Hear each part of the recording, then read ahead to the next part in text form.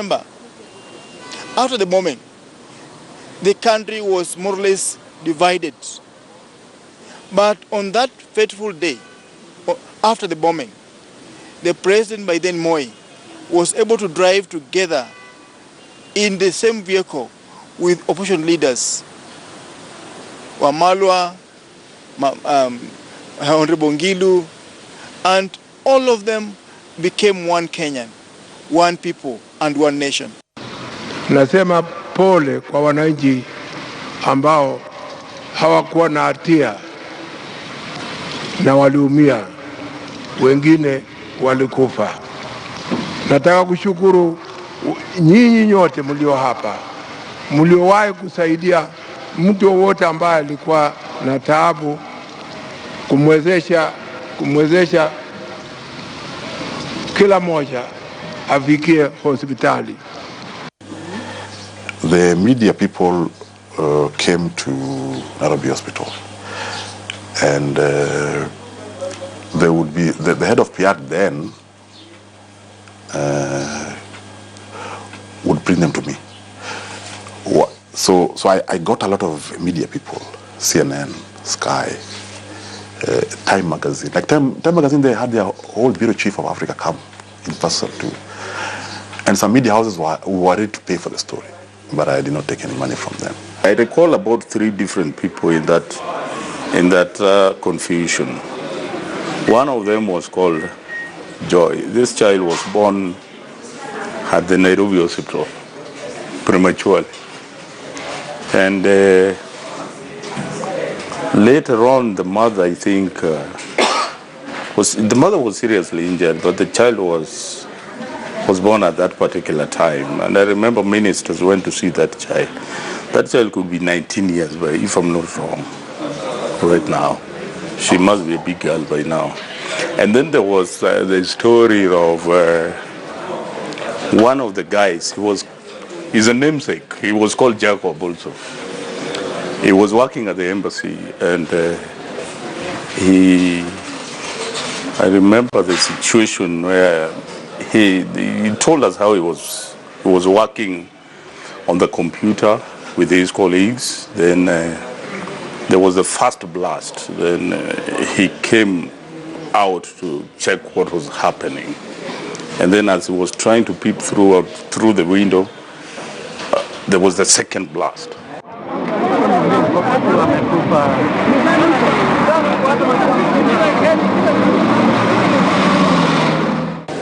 And that thing threw him off guard, and he went straight to the floor.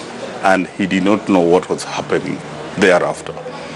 But he was rescued and taken to Nairobi Hospital. So that is how he started to explain to us from his hospital bed on how he lost both his eyes. And so he became blind from that moment.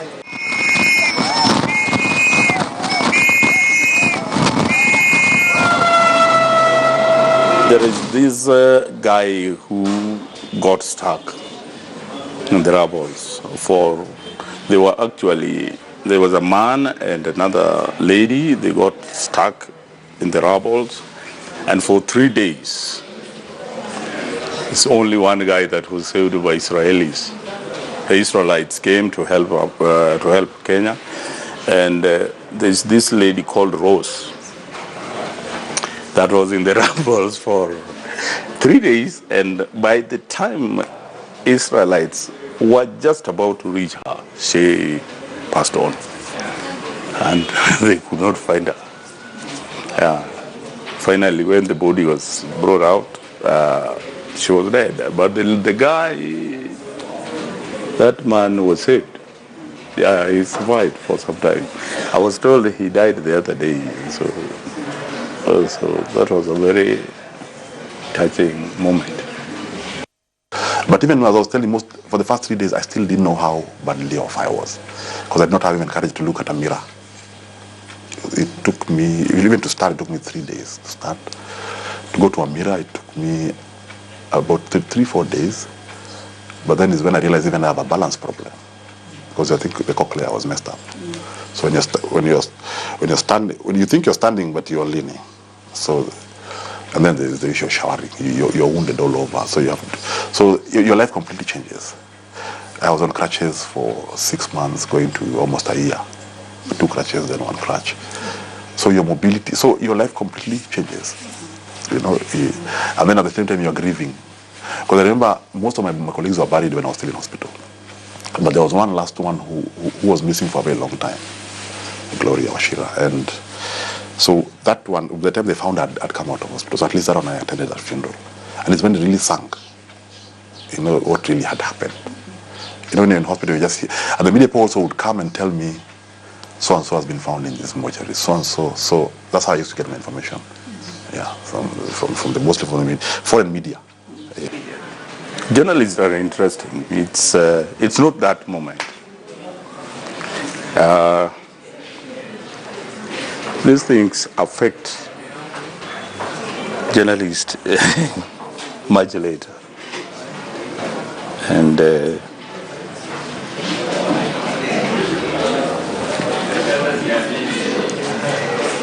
you see things at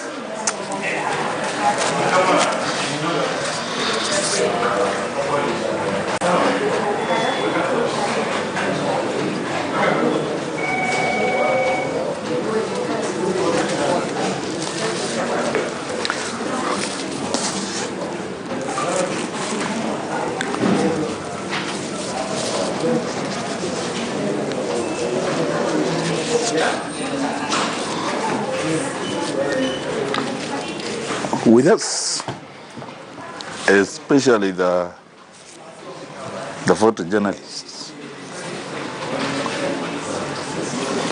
we tend not to worry about things when there is the news break,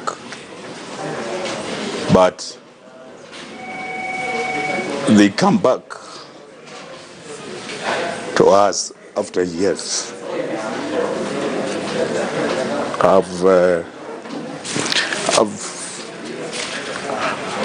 I've done quite a lot of events where people die, like the accident scenes and so forth. It is normally normal when you are at the scene at that particular time, because your mind is all in the news that you're doing. But the trauma peaks after some time, when now you try to recall events that you did and how they were happening. That is the time you feel that what was I doing and how was it happening to the rest? And it's normally a trying moment, because if you recall even the pictures that you do, then you realize that even you are in a wrong place at that moment, because when you're looking through the viewfinder and you're trying to get your own photos, it's lively at that time, and all that is in your mind is the best pictures of the day.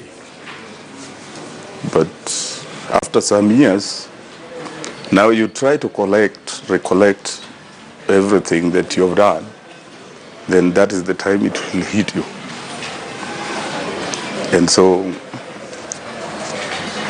I'm one of the guys that have been in the media for years, and I've been in the media for years, and I've seen a lot of events like those ones that impact on you physically much later in time. How has it impacted on you? How has that particular event, the bomb blast, impacted on you? Well, I worked at the bomb blast site for the entire time it was there.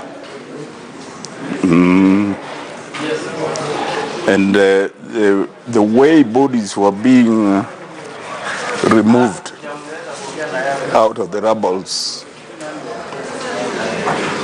was not interesting scenarios to be, because you could find mutilated bodies where somebody's leg is on one side and probably with the head on the other.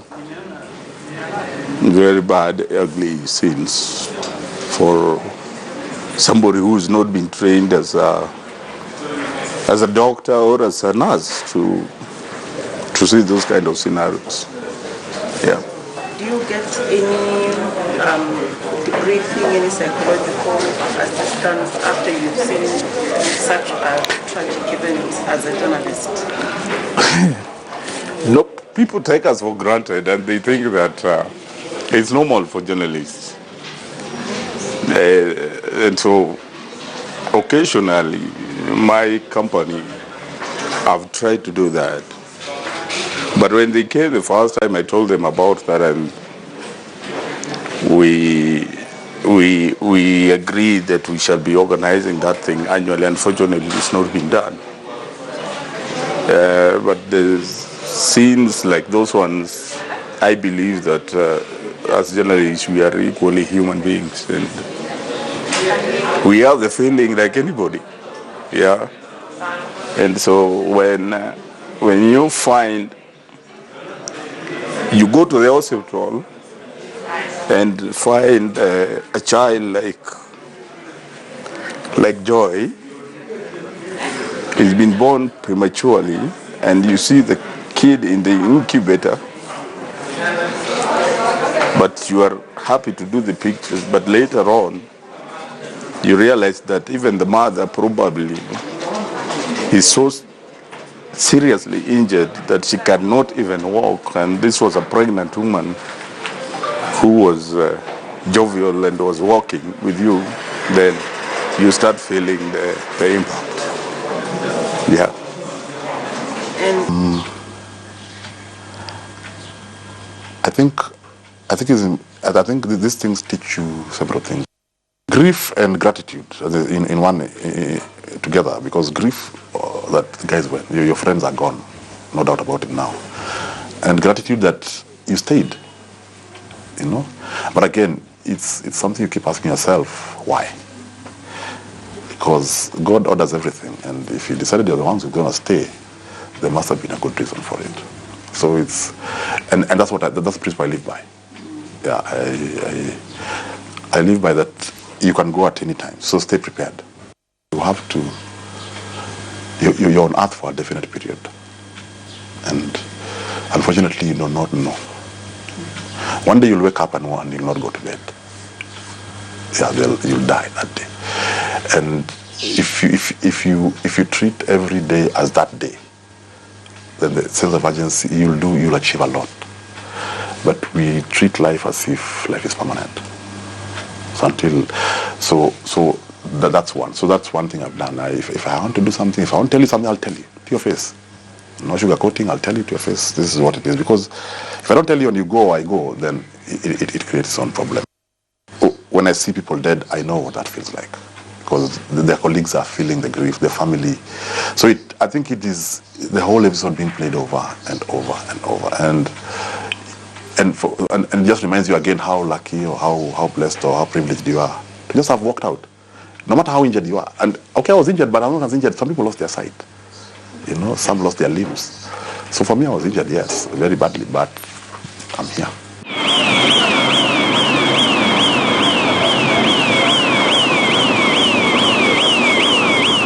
when you have to cover the other terror attacks, like we had the Westgate and the Garissa University, Yeah. do you relive the initial moments? Well, what do you mean relief? And when you have to cover, it's another terror attack. Yes. Does it take you back to the first bombing? No, it doesn't take you, because that moment, it doesn't come instantly. This is a different scenario. It's totally different from the other one. And you're there to do the pictures. And here you are, you're taking pictures, and your mind now is like, if I miss this particular one, then I'm not going to get another one like this one. So something has occupied your mind, and then the other one doesn't come in at that moment. Your mind is preoccupied with events that are happening that time, and the movement. And in photos, you must be closer to get the best picture. So you move closer to every scene that is happening, and you want to get the best out of everything. Because when your lens is far away from the scene, from what is happening, you'll never get the best picture. So we must move closer to get the right picture for the moment, and the picture that must tell that story for the day. And everybody relies on either TV or the news to see the events, the images of the event, to make them feel closer to what was happening, or to make them understand really how it happened. And so our TVs and our still cameras, that moments are the major records of the history of that event. For me, it was very interesting. They talk about post-traumatic stress. Me, I didn't get any. And I went a lot of sessions with him in Jenga, and he told me, and he agreed that I didn't have them, because I don't have them.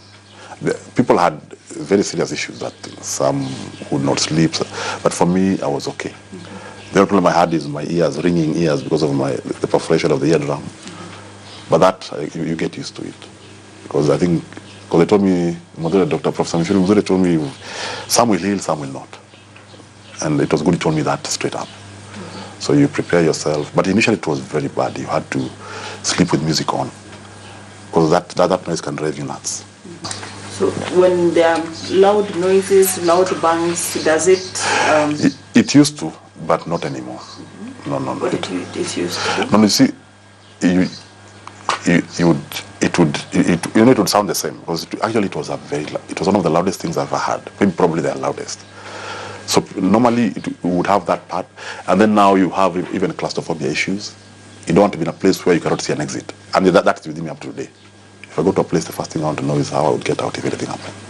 Yeah, it changes you completely. It takes time, and when it comes with a bang. It's serious. Yeah.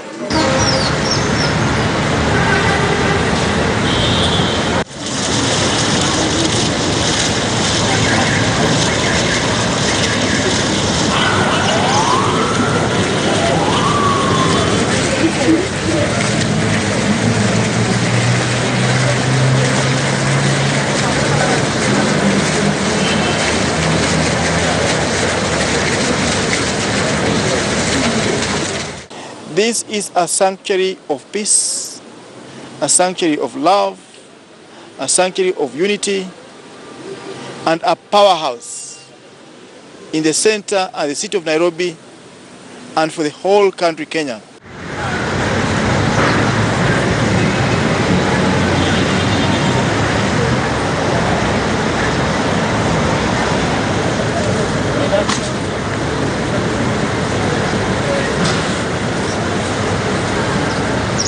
I went with my son. I took him there, and he refused to watch those things. Completely, he said no. You're not going to watch them, and we didn't watch it. So what was our office is now a museum, because it's that plot.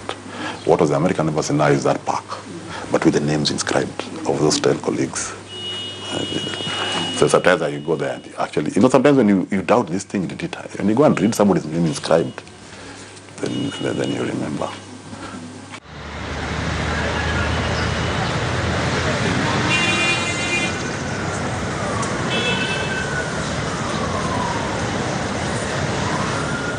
It is a stark reality that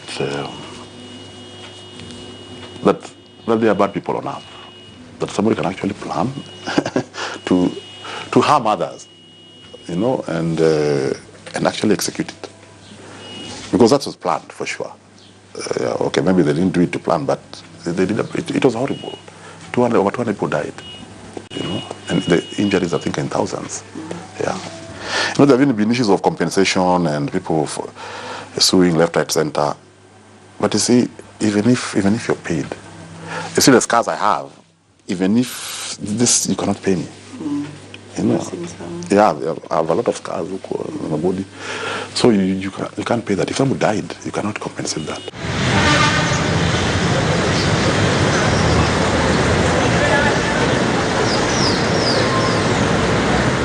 I really wonder why people would really plan, spend so much money in scheming to do a very serious act of cowardice of this nature. These are things that we all must advocate towards seeing not to happen in this our society. In the history of journalists, it's both internationally and locally. It's from I've traveled across the world talking to journalists, and they equally have almost similar thing. And the only problem is that nobody can actually come to your rescue at that moment, because it takes like over 8 years, some people 12, 15 years, some lesser. So when that thing is hitting on you, then that is the time. Now you are on your own, and people don't recall that whatever happened that time. We have seen scenes that are more terrible, you see, and I've talked to some journalists that are always on the war front, and it happens to them frequently. And some of them, you talk to them later when now they are old enough. They don't talk. They look at you and start explaining those kind of things, and then somebody walks off from you. You are talking to him, then he will walk off and tell you, forget about that story. I don't want to talk about it. I don't want to recall what I did 8 years, 7 years back. And it happens to a lot of photojournalists who have done those kind of duties.